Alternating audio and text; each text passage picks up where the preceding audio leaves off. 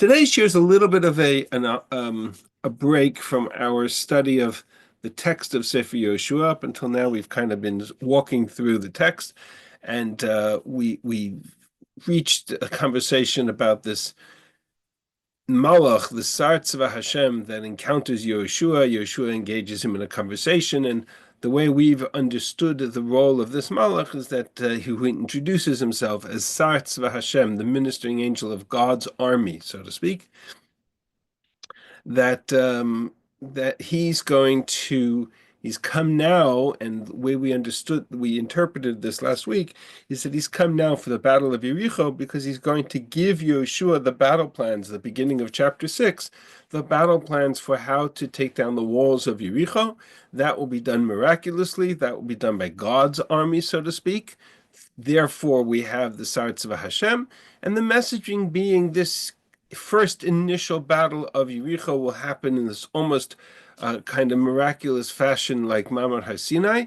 Therefore, take your shoes off, and all the trappings of the story of Moshe at the burning bush. Whereas, as we will see as we progress, moving forward, responsibility for the battles and the wars will be increasingly on Yehoshua's shoulders rather than relying on the miracles of God. That's sort of the context. That's the context in Sefer Yehoshua, and for that we had this little polemic with the Badak and the Medrash, and the way I kind of navigated the Medrash with you. The idea being that it's more representative of the idea that this is a unique battle because the Malach has come ata now, whereas before in other battles you won't find the direct, overt, clear, open role of this Sar Tzva Hashem as you have now. That's more or less what we did last week. And what I wanted to do this week, even we could move forward with chapter 6. I thought it was beneficial, or would be beneficial, to take one step back and look at the role of the concept of the Sar Tzva Hashem, this captain, this ministering angel of God's army, on a much broader Tanakh scale. So today's shir is going to take us out of Sefer Yehoshua and take us to all kinds of different places in Chumash and in Tanakh as a whole. And I'm hoping that it'll be helpful to see that sometimes these concepts that are some technical and local in one part of Tanakh are really much larger. They're really much more global. And it's helpful to see that globality. It's helpful to see that broad sense of where we find the Malach, the angel that helps specifically in the context of the battles that Israel fights against its enemies, the notion that we are accompanied by, esoterically, behind the scenes, we're always accompanied by God's hand or God's malachim, but there are times in Tanakh where we see it much more overtly, much more openly, either explicitly or implicitly. So we're going to take a look at those events, those stories, and we're going to do so now. I'm just going to once again post the source pages in the chat. Much of the sources are just Tanakh, and so I've put those on the Ala Torah website. So we're going to look at them. They're not on the source page. The source page are some other midrashim and some mefarshim and some brief texts we'll see as we go through. So that's the goal for today. Hold on to your seats. We're going to be going on a journey, navigating through lots of different places in Tanakh. I'm going to share my screen. If you can keep your cameras on, it's helpful to me. I get to see you on my other screen, and I continue to kind of see your faces through the shir, even if all you're seeing is mine. That's okay. That's because of the video, but I get to see yours, and it's much easier to talk to faces rather than white and black boxes. Okay, enough of my... All right, so we are starting here is, this is where we left off. This conversation between, everybody see my screen? We're good? Okay. This conversation between Yehoshua and the Sar Tzva Hashem, where Yehoshua says to him, who are you? What are you? This ish omed lenegdo v'chabosh lufa biyado, this man who stands before him with a sword drawn. Yehoshua 11. one of the things that we had suggested is he knows is that he's certainly talking to a malach. Whether he knows he's talking to a malach or not is unclear. Let's assume for the moment he doesn't. Not uncommon to see malachim interacting with, in Tanakh, malachim interacting with various people, disguised in a sense in such a way that the person doesn't recognize if they are a malach or not.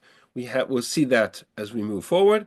But certainly the most famous examples of that are Avraham sitting at the tent. He sees three people. He runs out to greet them. He doesn't yet know that they are Malachei Hashem. Unclear that he ever knows that that they play that role, or that they are Malachim. We have other cases in Tanakh. Certainly Gidon talks to a malach and he thinks he's talking to a man until he goes up to heaven in a fiery smoke of the offering. Manoach, Eshet Manoach, Shimshon's parents had a similar kind of experience. And so it's not uncommon for Yehoshua to say, you for us or against us, as a man standing there with the sword. I am the ministering angel, the captain of God's host, or the captain of God's army. And this phrase, Tzva Hashem, we're going to come back to momentarily. Atavati, I have come now, and our understanding last week was that Atavati means I've come now for the battle of Yericho. In contrast to other battles that you won't necessarily see me, Yeshua falls on his face, and the rest of the story is in chapter 6. So what I'm looking for is examples of cases in Tanakh where we find this Malach Hashem, this angel, whether it's the same angel. I'm not going to get into the esoteric Kabbalistic question of naming angels and which angels, not my forte, to put it mildly. But the notion that a malach, that an angel plays a role in leading the army against, or in leading a battle against our enemies, so he represents God's hand in that context. The first time we find that kind of role, Sar Tzva Hashem, we'll see it more behind the scenes in Breshit momentarily, but clearly one of the most dramatic moments where it's explicit is in the parsha we just read in Kriyat Yamsuf, in Parsha B'Shalach. Because if you go back to, and here we're starting our journey, if you go back to Shemot Yud Daled, where the Israelites have their backs to the sea, and here comes Paro and his horses and chariots chasing after them, and God says to Moshe, Harim et matcha, lift up your staff, stretch it forth on the yam, the ka'eu, split it. Israel will go into the dry land, and I will strengthen the heart of Egypt, and they will go running after you. Vayisa malach Elokim haolech lifnei machane Yisrael vayelach me'acharehem. The angel of God who went before the camp of Israel now went behind them. Vayisa amud ha'anan mipnehem yamod me'acharehem. The cloud of God that went before them went behind them and stood between the camp of Israel and the camp of Egypt, thereby preventing Egypt from catching up to Israel while Israel had a chance to escape through the war. Ben machane Mitzrayim uven machane Yisrael. There was cloud, there was darkness. For Egypt, Israel had light. They had the Amud Eish, the cloud created darkness for the Egyptians behind them. But the notion of this whole experience being orchestrated, not just by God, but by a malach Elokim, by an angel of God, and that sort of gives you a sense that there's a malach in this battle who is sort of playing the role of sort of the Yad Hashem, the hand of God here, to navigate the cloud, navigate the pillar. Huge machloket in the Rishonim, whether the malach is the cloud and the smoke, or the malach directs the cloud and the smoke. Huge machloket. But in all cases, the notion is described as malach Hashem. And he's standing and guiding and navigating and this battle between Israel and Egypt. And when it's all over, what do Bnei Israel say about this moment when they crossed through the sea and the Egyptians were drowned beneath the waters of the of the sea, sus v'rachvor amavayam, horse and chariot drowned in the sea. Hashem ish milchama. God is fighting our wars with us or for us. God is a God of war. And that was orchestrated by this sense of this Malach Elokim. So there's an example of where we find, whether he's called the Sar Tzva Hashem or whether he's called just a Malach, doesn't matter. For our purposes, the idea is that when Yehoshua encounters a Malach at the beginning of the battle, it's not out of ordinary for the context of Tanakh, in the context of these kinds of enormous, open, miraculous moments when the Malach comes to guide the battle. And that's what you have in the case of Yericho as well. I'll take you to another example of that same role in a much more dramatic fashion. I shared with you briefly last week. I can't resist going back to it, as I've said many times. One of my favorite little episodes in Tanakh. If you're allowed to have favorites, you have this conversation between Elisha the Navi and his lad, or Gehazi, as we know he is named later. There is the king of Aram. This is in Malachim Bet Perek Vav. So now we're in a different story. Malachim Bet Perek Vav. We have the encounter between the king of the sources of the king of Aram and Elisha. The king of Aram is very distressed by the fact that he can't get the upper hand against the Israelite king, because every time he sends his army somewhere, the army of Israel is waiting for him in ambush. And he thinks that there's a spy amongst them. And so one of his servants says to the king, no, there's no spy here. There's no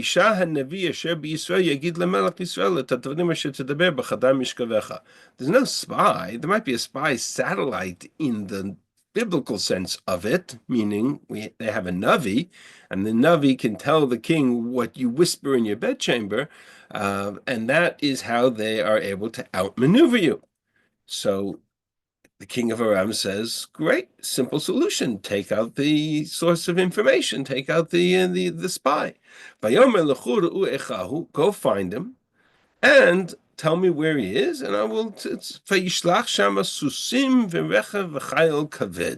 He sends their horses, chariots, a great army. In the middle of the night, they come to surround the city.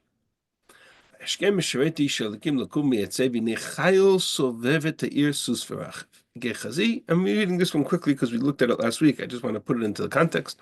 Behold, an army of horses and chariots are surrounding Elisha and his lad. So he opens up in the morning the door and he sees all of these horses and chariots and the entire army. Woe, my master, what shall we do? Yomer al tira. So Elisha says, don't worry, don't be afraid. Ki rabim asher itanu me asher otam. Because we outnumber them. An extraordinary response. There's Elisha and his lad, and there's all of these horses, chariots, and soldiers. And Elisha turns to his Gehazi, to his Misheret, and he says, not to worry. It's you and me against all of them. We outnumber them. Because the Navi has command of an army that the people cannot see. Vayitpalel Elisha v'yomar, aha, Hashem, p'kachna et einav v'yireh. His tefillah at this point is not, God save us, God protect us. He knows what he sees. He can see the army that's there to protect him. All he's asking for is for God to enable his student, his Misharet, to see what he can see. The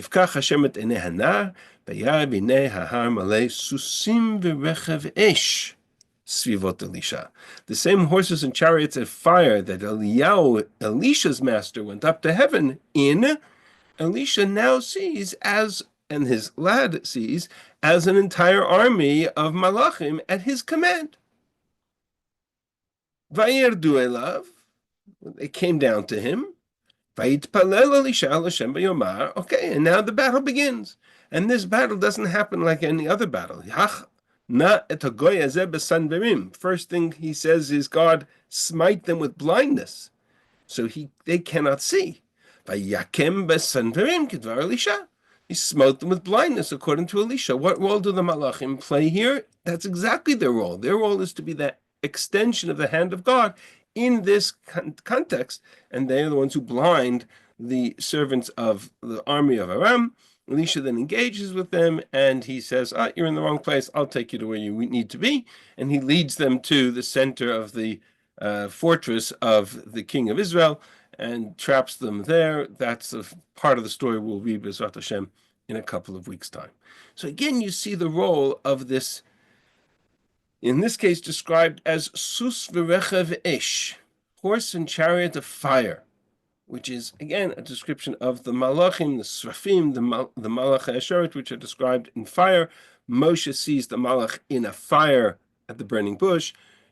That the notion that the Shechina or the Malachim appear in some sort of fiery form is not foreign to us. We say it in the Shemona Esrei every day, right? There's Ofanim and there's Srafim, right? There are different kinds of Malachim. What they are and what the difference is beyond my scope, but they certainly exist. Once we understand this role, now certain parts of other stories from Tanakh begin to be under much more understandable, and certainly the way the Rishonim perceived them. So, for example, I'm going to walk you through a bunch of different examples in Midrashim that, on the face of it, I'm not sure we process in the context of what I've just described to you, but they're important to see. Actually, before that, I want to show you one more explicit example, which is another place where you see the Malach of the Malach Hashem in the context of war, is in Bamidbar Perek Chaf Bet. Bamidbar Perek Chaf Bet is Parshat Balak, and if you remember how Parshat Balak begins, there's a conversation between Balak. He wants to hire Bilam, who is a sorcerer, to come and curse the people of Israel. He sends one group, and Bilam asks God. God says no. He sends another delegation. Finally, he agrees, and he goes. And Vayakom Bilam baboker. Go home, I can't go with you. They come back, and a second time, and they insist, and we'll honor you, we'll pay you whatever you need. It's not money, it's whatever. I'm bound by what God tells me.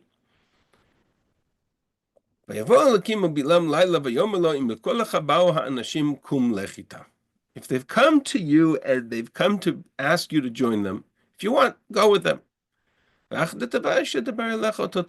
know that you are only going to speak that which I tell you. So he's told them on the one hand he can go, on the other hand he's told them that he is limited. Bilam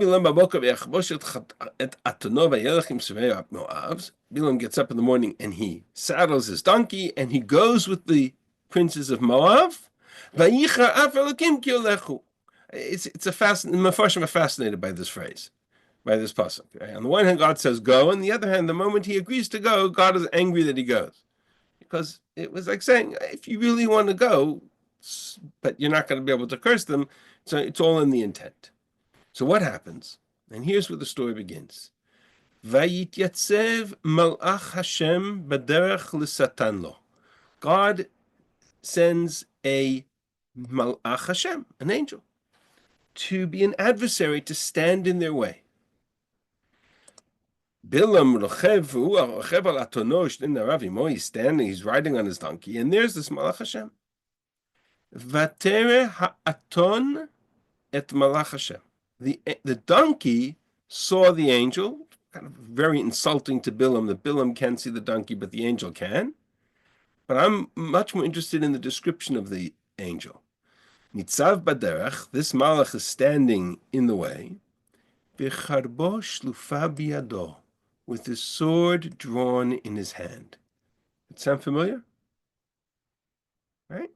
That's the imagery is right there, right? The Malach Hashem b'chabosh lufa b'yado. What does it say in Yehoshua? I mean, he ish omed l'negdo v'charbosh lufa b'yado. There's a man standing there with the sword drawn, and he identifies himself as Sar Tzva Hashem, the ministering angel of God. Here's the Malach Hashem, chabosh lufa b'yado. This is Sar Tzva Hashem. That's exactly the role. And 3 times he tries to stop the donkey. 3 times the donkey sees the malach, and Bilam does not. And finally, God opens up the mouth of the donkey, and they have a very interesting conversation. And the conversation continues between Bilam and the malach. Vatomer Aton. First, the Aton speaks to Bilam, and then God opens up his eyes like Elisha's lad. Vayigal Hashem et einei Bilam. In other words, some can see the malach. The Neviim could see the malachim. In this case, the donkey could see the malach. In Elisha's case, Elisha could see the malachim. But the others their eyes have to be opened. So finally, Vayaret malach Hashem nitzav baderech v'chabosh lufa biyado. That's exactly the description. And this malach standing there with the sword. And the rest of the story is not our issue.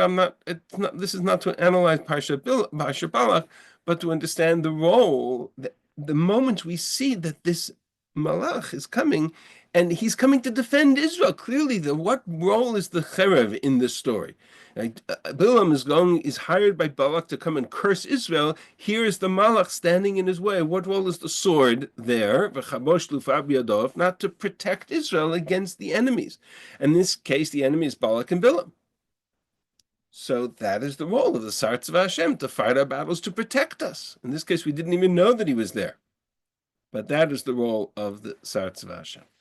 So we see this context of this malach in a number of different places and significant stories. I'm going to close this because I don't need these 2 stories right now. I want to take us to a parsha where we're very familiar with the role of malachim, but we don't always see it in the context that I've just described it. When Yaakov begins his journey away from Esav, running away from Esav, and he runs to the house of Lavan. As he's leaving Vayetze Yaakov mi Beersheva, Parshat Vayetze, Vayelech Haran, he's heading to Haran.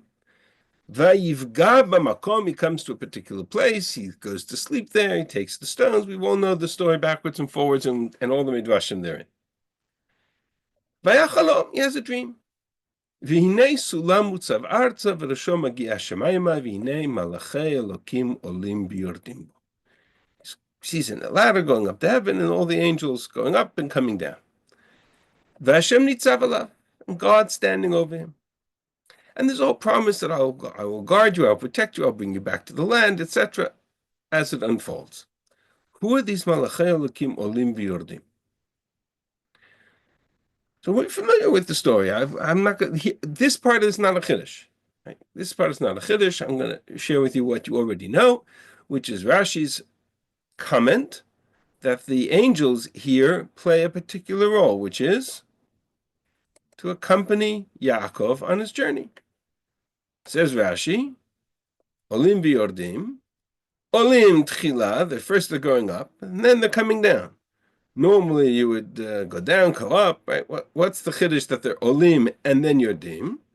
Malachim shelivuhu ba'aretz ein yotzin l'chutz la'aretz. There are different malachim in Eretz Yisrael than in chutz la'aretz.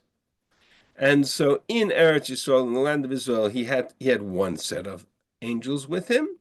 V'yalu l'rakia, they went up to heaven.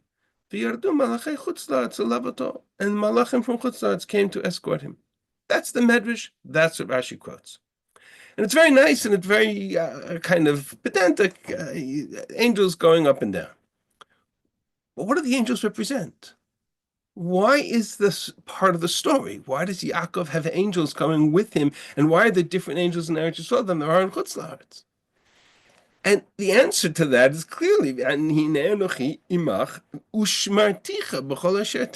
will guard you, I will watch over you, and I will bring you back. How do I guard you? How do I protect you? That's the role of the malachim. to guard and protect. Now, why I need different angels in Chutz La'aretz than I need in Eretz Yisrael, that would connect to a much larger esoteric concept that the relationship between God and his people is much more direct in Israel than it is in Chutz La'aretz. Okay, we can get into a whole philosophical address to that question. But that's where it all begins. Fine. Ad Kan, this part of the story we are very familiar with. Yes? Thumbs up? We're good? All right. Here's where it gets really interesting. I go to the beginning of Parshat Vayishlach. Next parsha.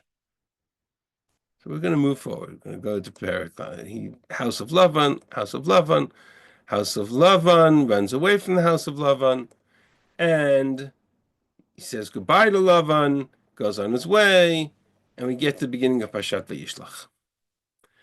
Vayishlach Yaakov malachim lefanav el Esav achiv artus seir sde'edom. Yaakov sent messengers to his brother Esav to the land of Seir, to the fields of Edom, to tell them that I'm coming home, your brother. I was by Lavan for all these years, and now I'm coming home. Something happened here. What just happened here? What's that translation? Yaakov sent messengers. What does a messenger mean? What is a messenger? Messenger can be anybody. Can a malach be a human being? And this is one of the conversations we started to have a couple of weeks ago. Can a malach be a human being and not an angel? Well, the answer to that question is, without question, affirmative. He can be. For example, I'll come back to all the Mefarshim in a second, but take a look at Shoftim Perek Yud Aleph, which I've put on the page for you, so you save a little bit of time. Vayomer Melech Bnei Ammon El Malachei Yiftach. Yiftach sent messengers in peace negotiation with the king of Ammon. The king of Ammon's response to the Malachei Yiftach, whatever the negotiation is, but clearly those are not angels that Yiftach is commanding and sending to Bnei Ammon. Those are messengers, human beings, flesh and blood. Chagai was a Navi. A human being was a Navi. Vayomer Chagai Malach Hashem b'malachut Hashem. Chagai, God's messenger, fulfilling God's message or mission, spoke to the people and said, this is what God declares. He's certainly a human being. Even the Navi by the name Malachi is a human being. He's a Navi, and he's saying, my Malach. It's even possible to confuse a vision of a Malach and a vision of a human being. We've seen this before. We have in Shoftim, for example, Eshet Manoach sees Vayeram Malach Hashem Alaisha. Malach Hashem is unambiguous. Malach Hashem means an angel. There's no two ways to slice that. She sees an angel, and he gives her all kinds of instructions. When she runs back to her husband to tell her husband what she saw, what does she say? She comes to her husband and says, Ish ha'elokim ba'elai. Ish ha'elokim is a Navi. Moshe is Ish ha'elokim. Eliyahu is Ish ha'elokim. Elisha is Ish ha'elokim. Ish ha'elokim means a Navi. Ish ha'elokim ba'elai. Umar'eyu kimarei malach ha'elokim. He looked angelic, to borrow a phrase. He looked like an angel, but he was really but clearly, whether she believed she was talking to a malach or she believed she was talking to an angel, but she didn't want to tell her she was talking to a Navi, it's unclear whether she was just hiding the fact that it was a malach from her husband because he would understand. That's not my issue for now. But clearly, it is confusing. So Yaakov sends malachim to Esav. What kind of malachim does he send? So here Rashi is very helpful to us. And famously, Rashi says, Vayishlach Yaakov malachim, malachim mamash. Now, I don't know about you, but okay, so translate. Translate. Yaakov sent malachim, says Rashi, malachim mamash. Real angels. Real angels or real human beings?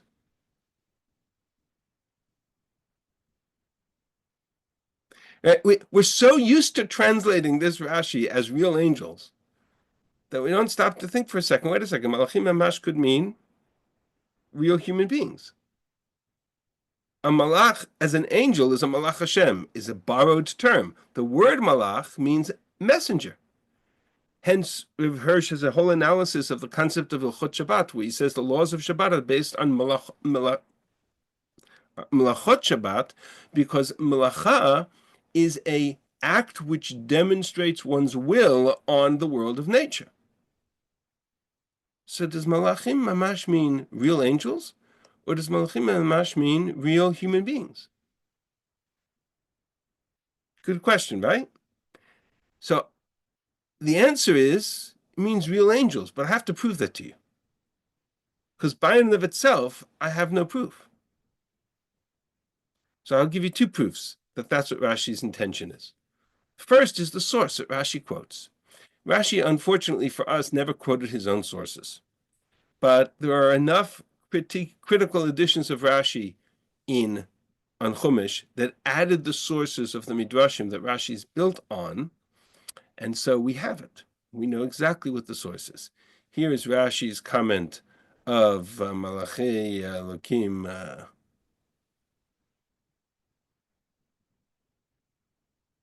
Malachim Mamash, Bereshit Rabbah. If you look at the source in Bereshit Rabbah, here's the conversation.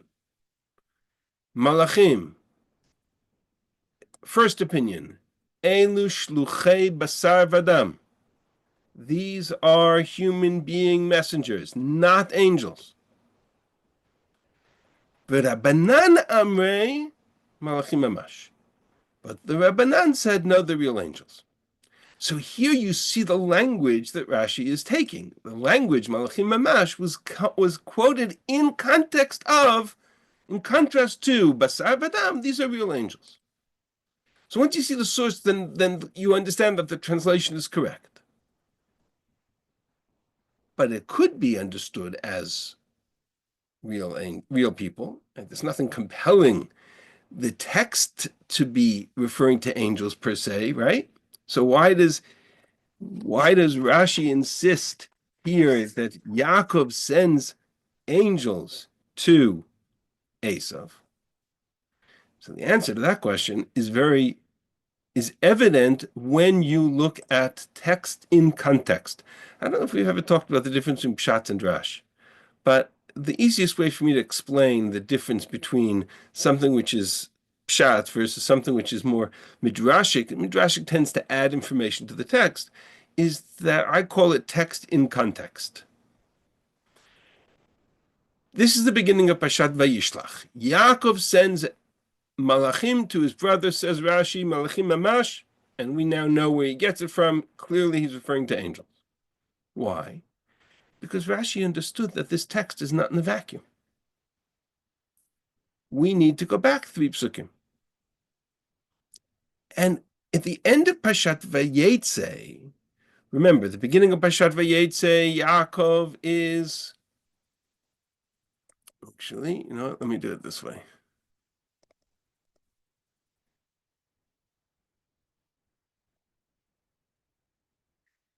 At the beginning of Pashat Vayetze, Yaakov is journeying away from his father's house. He's leaving land of Israel. He sees Malachei Elokim. He sees angels. And in a dream, ladder going up and down from heaven.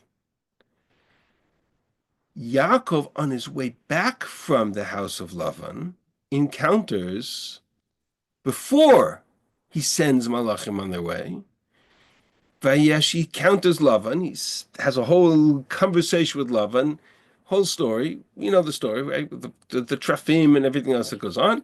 Sends Lavan on his way. Vayashkim Lavan baboker.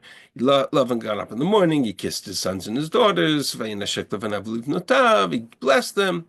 Vayelech vayashuv Lavan limkomo. Lavan went home. V'Yaakov alach ledarko. It's the last psukim of Parshat Vayetze. Yaakov is walking home, and who does he encounter? Vayifku bo malachei Elokim. And he encounters angels. Who are these angels?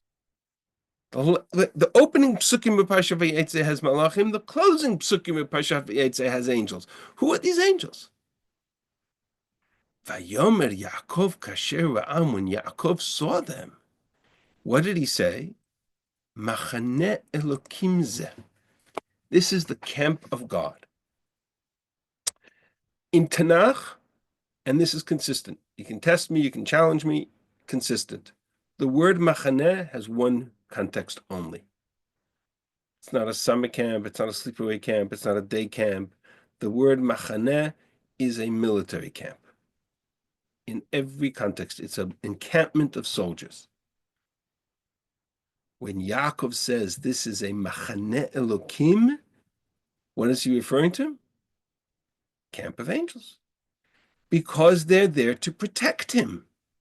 As we had said, and Rashi here spells it out, Vayifku bo malachei Elokim, he's now coming back to the land of Israel. Malachim shel Eretz Yisrael ba'u likrato lelavoto la'aretz. When he left Eretz Yisrael and he went to Chutz La'aretz, the Malachim, the angels of Eretz Yisrael went up to heaven. The angels of Chutz La'aretz came down. Now he's coming back to the land of Israel. He's left Lavan behind. He's coming back to the land of Israel, and so he re-encounters the angels of Eretz Yisrael. That's exactly what Rashi says in the text. Sorry. Vayomer Yaakov kasher machane Elokim said, this is the camp of angels. Vayikra shem hamakom hahu Machanaim. And he names the place Machanaim. Now, Machanaim is a very interesting city. Machanaim is on the edge of the Yabok River. Machanaim is there throughout the rest of Tanakh. There are many stories that take place in Machanaim.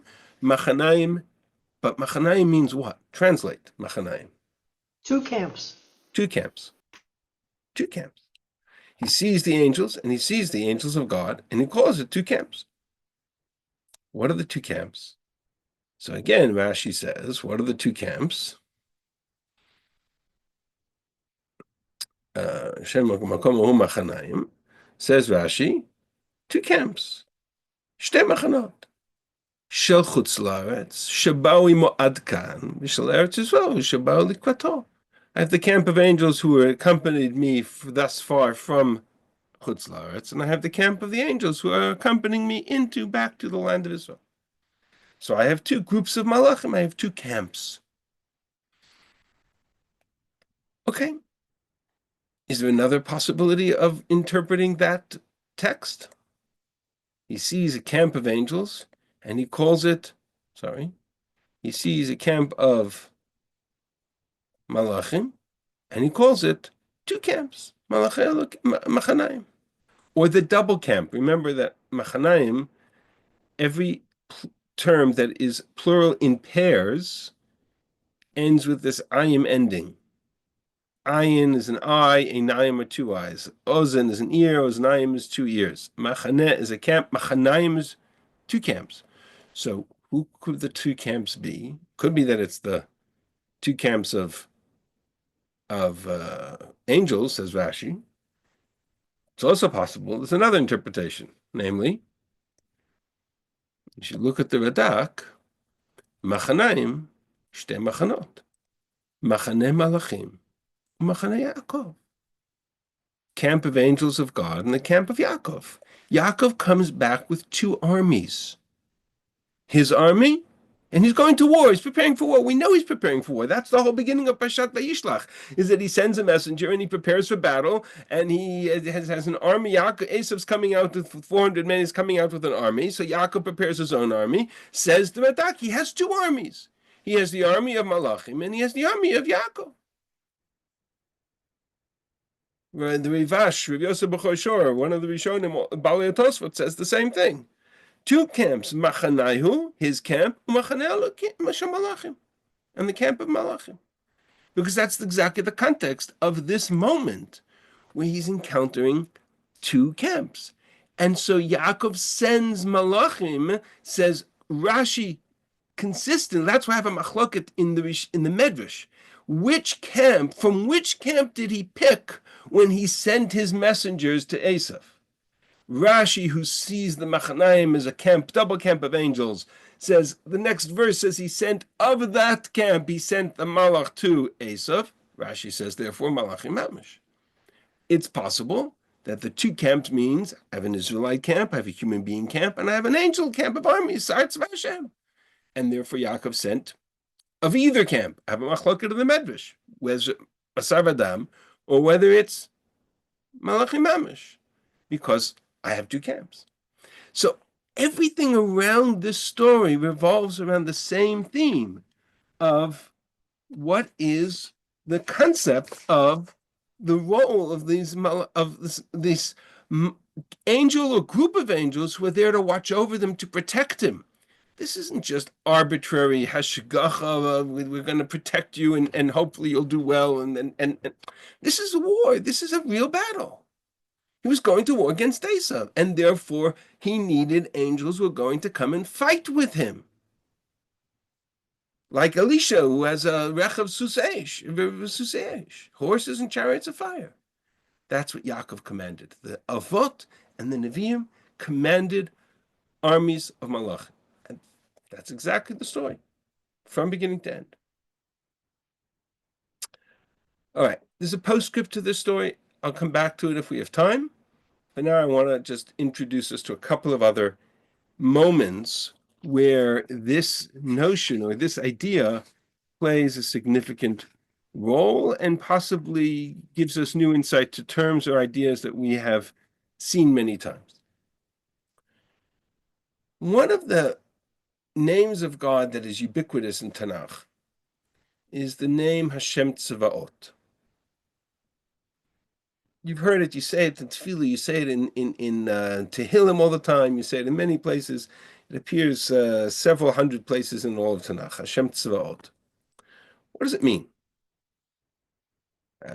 Shmuel Aleph Perak Aleph, Vayish Echad Matayim Tzofim Mehar Ephraim Ushmal Kana. Certain man, his name is Elkanah from Mehar Ephraim. He has two wives, and every year V'Alah Ishahu Mi'irom Yamim Yamima Lishtachabot Lizbach LaHashem, to bow to the God, to bow and to offer sacrifices LaHashem Tzvaot, Tzvakot, depending on whether or not you see it as one of the names of God or an adjective. What is a name? What does the word Hashem Tzvaot mean? What is the term Tzvaot literally means? Hosts.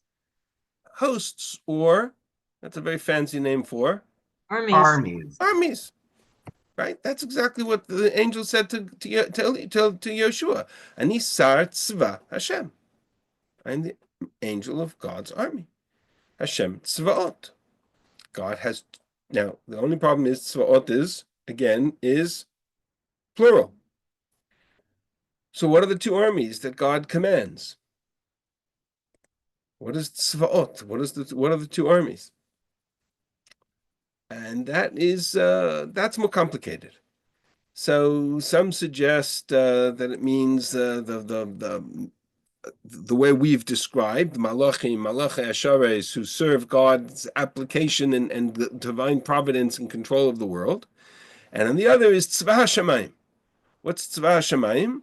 Vayechal Elokim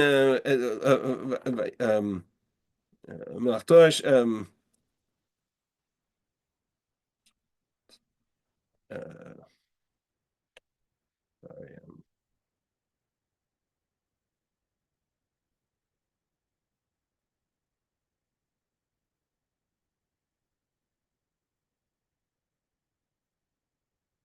We say this every Friday night in Kiddush.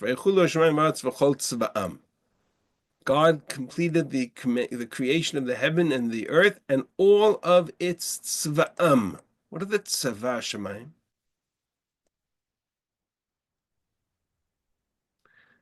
Some suggest it's the sun and the moon and the stars, or the constellations, or some aspect of creation. Tzva Hashem.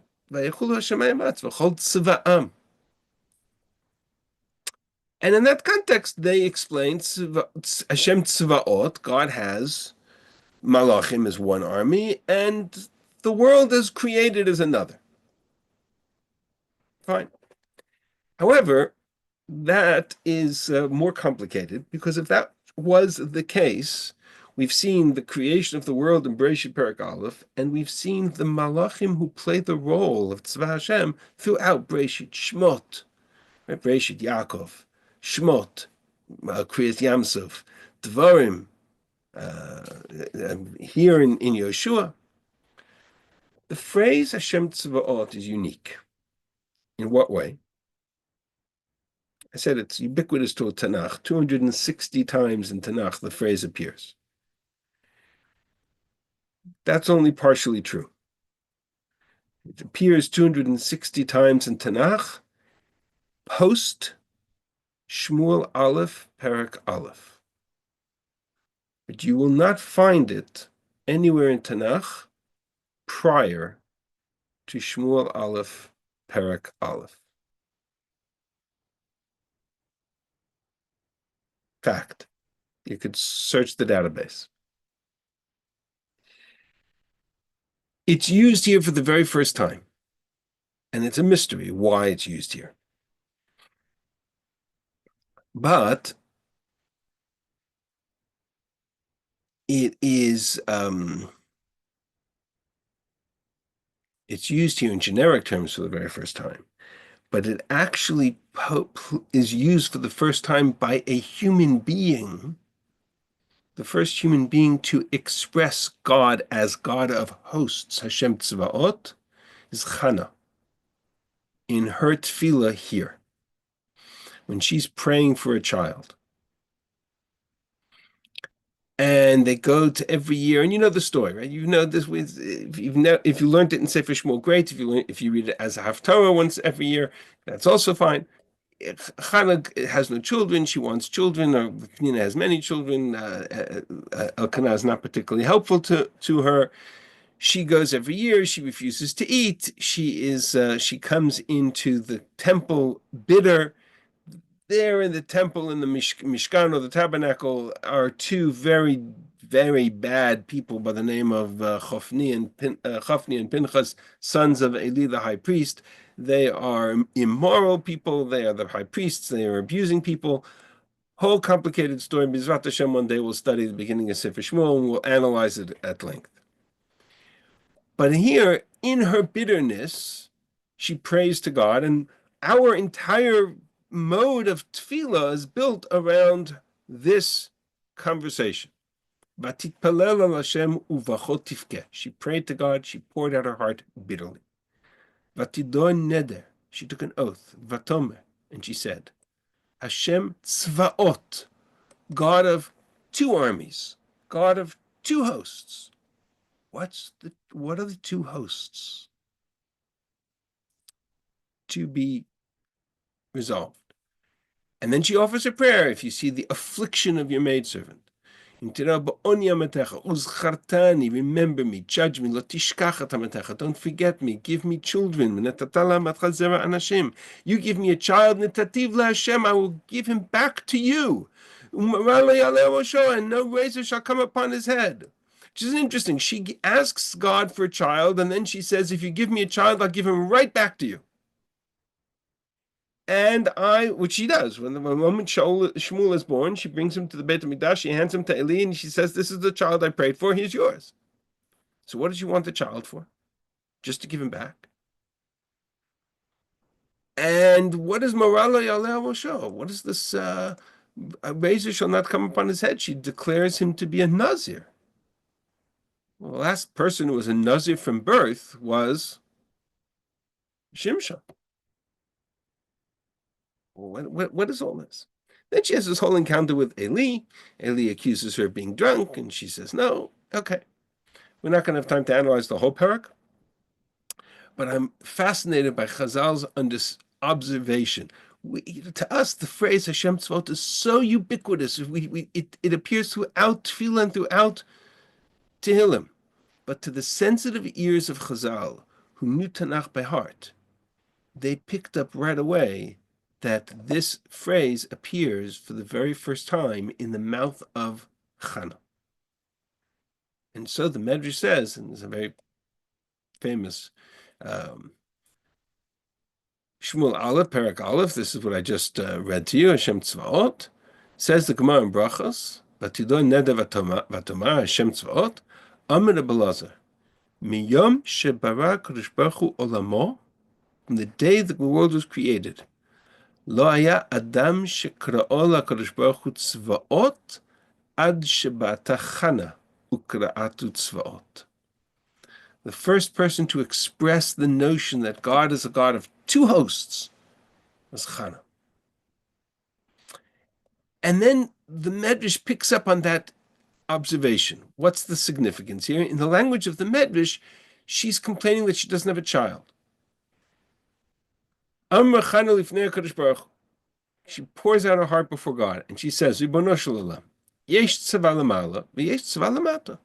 There's an army above, and there's an army below. There's an army of human beings, and there's an army of God. We call the army of God angels. We call the army of below human beings. Hatzava shel ma'ala, the army above, lo achlim v'lo shotim v'lo parim v'lo rabim. They don't eat, they don't drink, they don't multiply, they don't die, they live forever. They're angels. Hatzava shel lamata ochlim v'shotim. The army below eat and drink. The Medrash is picking up on the fact that she refused to eat or drink in the Mikdash. But they also have children, parim v'rabim, and they're mortal. Eini yodat me'ezet tzava ani. I don't know to which army I belong. If I belong to the imishamata, if I belong to the right, imishamala, if I'm one of the angels, and that's why I don't have children, fine. So I won't eat and I won't drink. Lo chelef, lo shotat, v'lo molida, I won't have child. V'lo meta, but I won't die either, because I'm one of the angels. But, and she knew the answer, if I'm mortal, then I'll eat and I'll drink, but then I should be able to have children.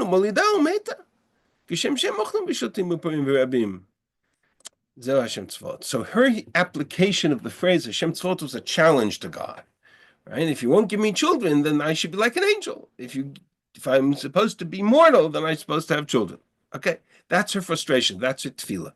That's her context. But the notion that to describe God as God of hosts means that she's introducing into the conversation the notion that there's a war going on. Tzvaot means tzava, means battle, means war.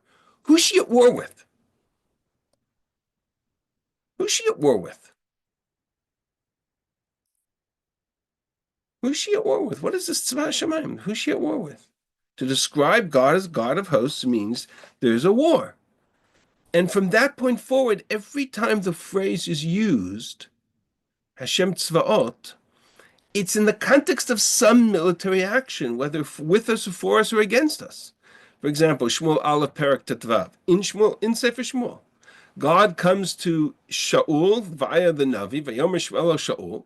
I anointed you the king of Israel. I put you into this position. Listen to God's words. I'm going to send you to battle against Amalek. From that point forward, the notion of God who commands an army, the earthly army, the army of Israel, and the heavenly army, the hosts of angels who accompany the army of Israel. That's the meaning of the term Hashem Tzvaot. You see it in Tehillim.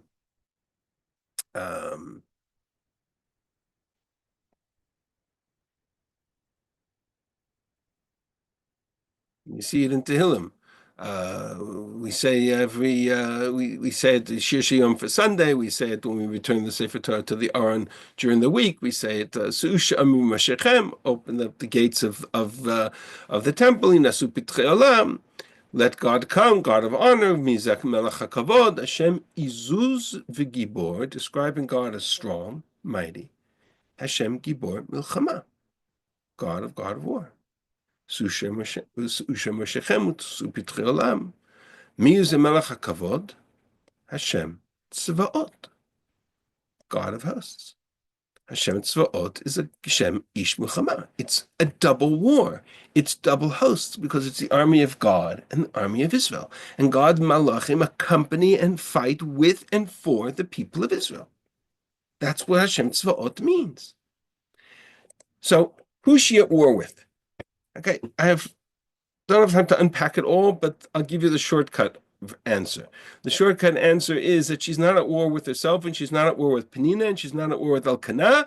She's at war with two things. Number one, Chofni and Pinchas, who are the real evils in this parak, and they're the ones who lead to the destruction of the Mishkan. But the whole context here is that the Plishtim are controlling the land of Israel. Her tefillah, which she offers in the next parak, Vatipalel Chana Vatomar, she talks about Keshet Giborim, the bows of the mighty that are broken and they stumble. V'nichshalim azuchayil. She talks about God who enables and empowers the weak to become strong and the strong brings the strong down to become weak. He talks about Rishonim b'choshech yidamu kiblo b'koach yigbar ish, not through strength shall man prevail. The Israelites are fighting an ongoing war with the Plishtim. And eventually, the Plishtim conquer the Mishkan in Shiloh and conquer and destroy the Mishkan. This is the story of the destruction of Shiloh. So it's not an accident that she invokes the notion of Hashem Tzvaot because her people are at war, and they're at war with the Plishtim, and they need God's assistance and his help in that regard. That's the context of the opening chapters of Sefer Shmuel. Okay, I have 2 minutes left, and I want to share with you a interesting chiddush, interesting idea. Take it or leave it. But I want to come back to Yaakov's. Up until now, everything I've said, I stand by. It's solid. Right? This is God of hosts. The notion of the malachim, the angels who serve as tzva Hashem, all come back to this idea of the angel Sar tzva Hashem who accompanies Yeshua into battle. Here's an open parentheses little chiddush sidebar. I want to come back to the story of Yaakov. Vayishlach Yaakov malachim lefanav. He sends messengers before him because he is sending them into to meet Esav.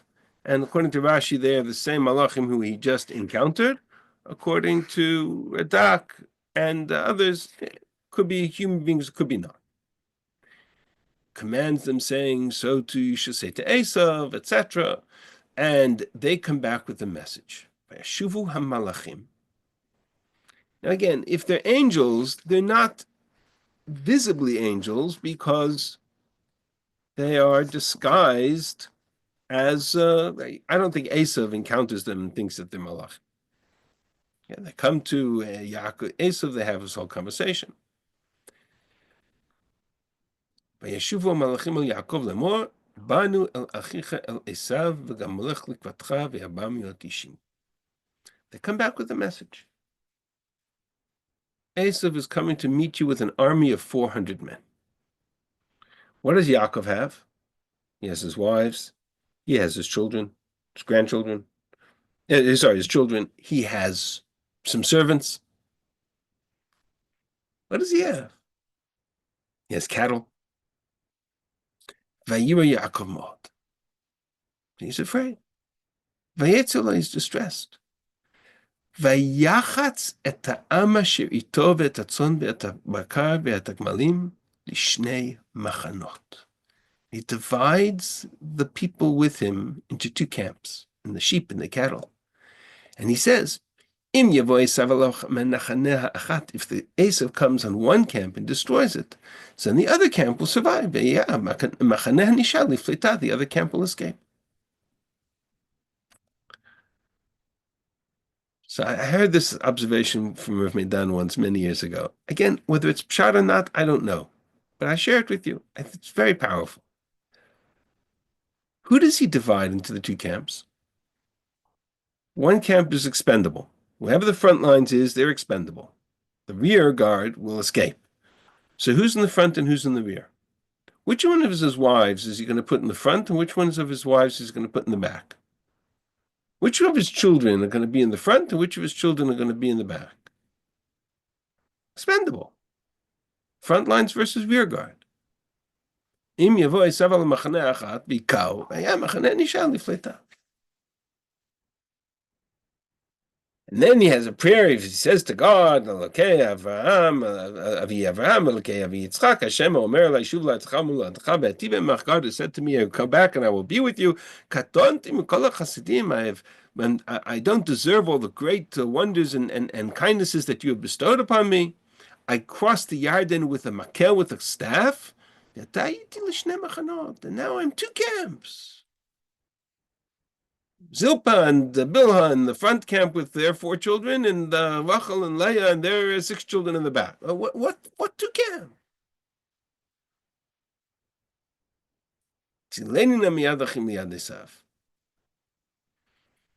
So Rabbi writes in his Sefer, and it's really it's a possibility. I can hear that it's arguable, but I think it's fascinating.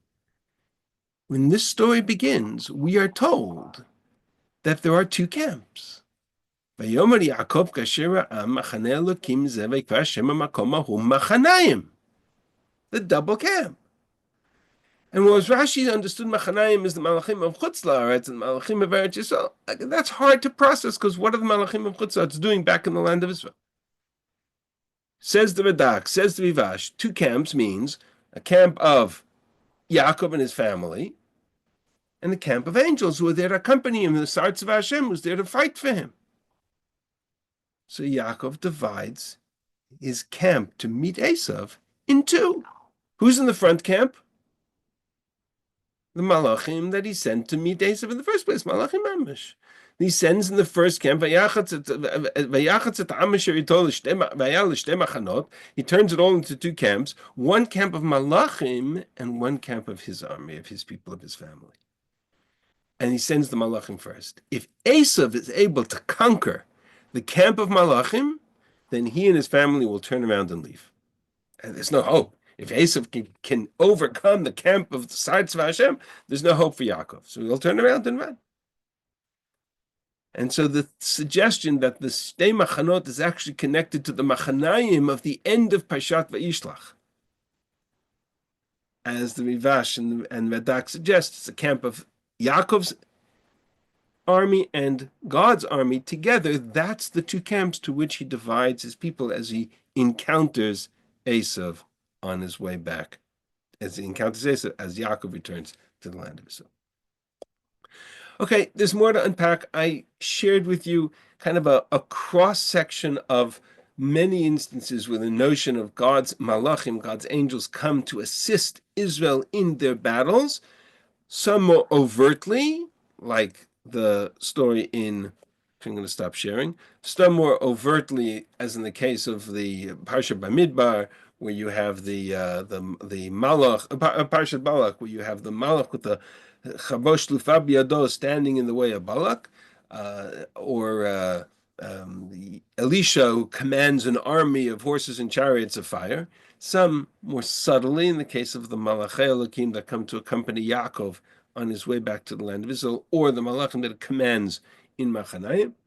But in all cases, the notion that this was sort of a large shear in parentheses.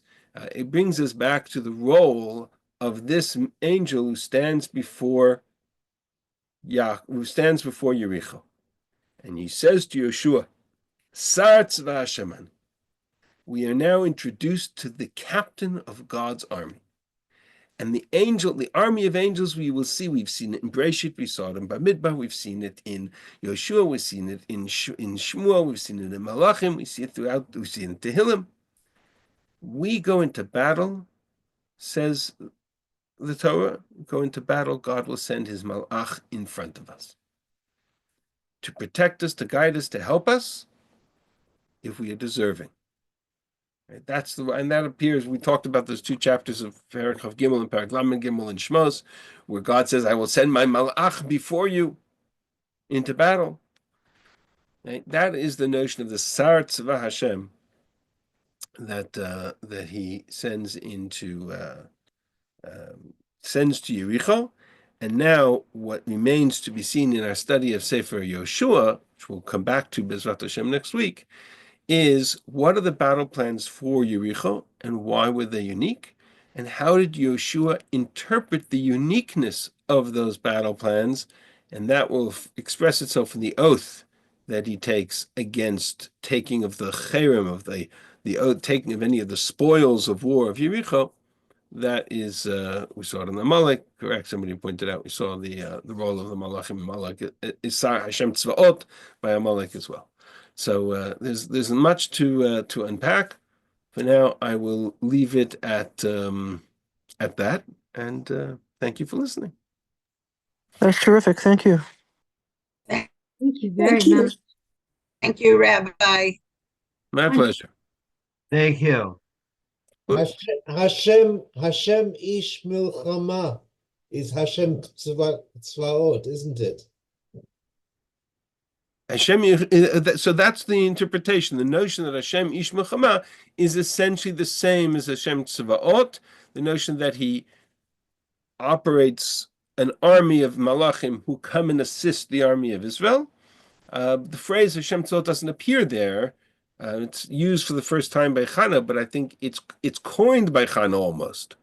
Even though it appears at the beginning of the parak, but I think it's coined by Chana, but it becomes so ubiquitous that it's we sometimes lose sight of the fact that it was actually introduced specifically because she was struggling with, on the one hand, her struggles with the Mishkan, on the other hand, her struggles with the army of Israel, with the army of the Plishtim that were oppressing Israel.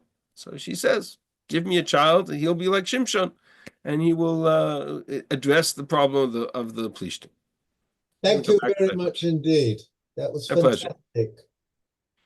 My pleasure. Let's see if there's anything in the chat.